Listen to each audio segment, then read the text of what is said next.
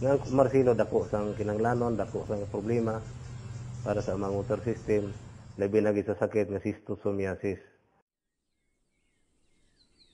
Ang source sa tubig lisod kay hindi man safe kay inang nag-agi man sa mga talamnan tapos mag-arado ang talamnan, may mga leakage, masulod dito ang kwan, masulod dito ang higko, gagwa gani bakadto sa amon ang kwan, mga tipasi sa humay, mga ano lang, may mga daw isda lang gagmay ng ulang bala.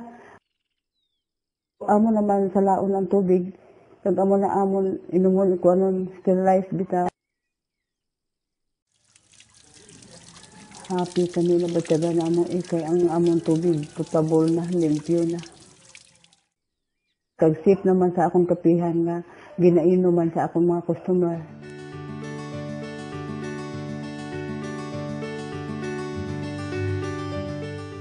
Sa amo ang organisasyon sa Bamawasa, mag-monthly meeting mi, siyempre mag-sharing mi kung unsay mga problema sa amo ang Bamawasa ug naami ginakuan na maintenance sa among tubig kung sakaling maguba naami ikakuan sa amo ang system.